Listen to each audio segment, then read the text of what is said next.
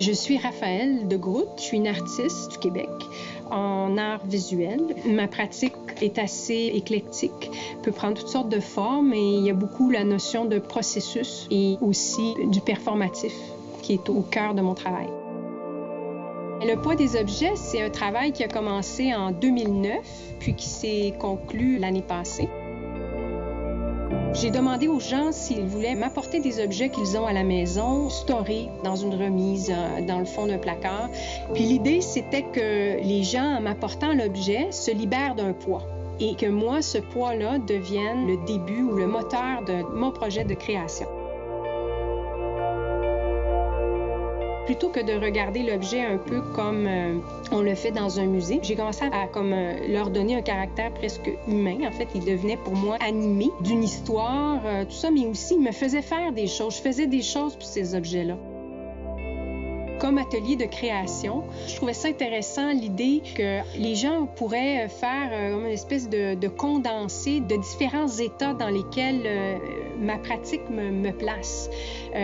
Parce que pour moi, la cueillette ou la collection, c'est un état de recherche. C'est une manière de me connecter à ce qui m'entoure, d'être à l'écoute aussi, d'interroger mon regard, d'interroger ce qui est autour de moi.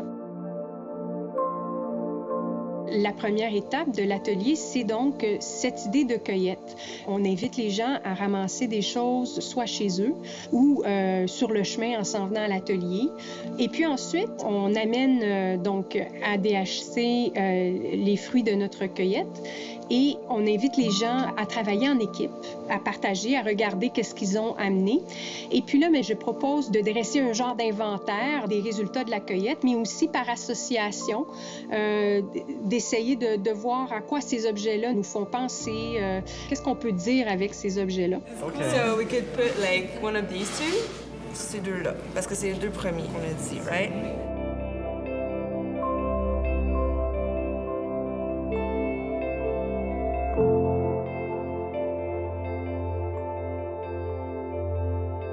Ensuite, on amène les gens à choisir un élément à partir duquel imaginer un monde en conserve.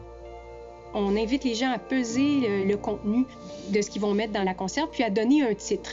Ça, c'est quelque chose qui vient du projet Le poids des objets, où justement, j'opposais en quelque sorte l'idée du poids physique d'un objet et en fait toute la dimension immatérielle, affective, émotive que l'objet peut aussi porter, symboliser, représenter.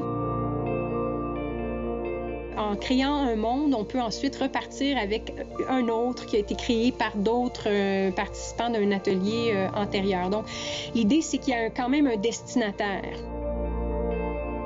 Jusqu'où ira se terminer la portée du geste initial, on ne le sait pas.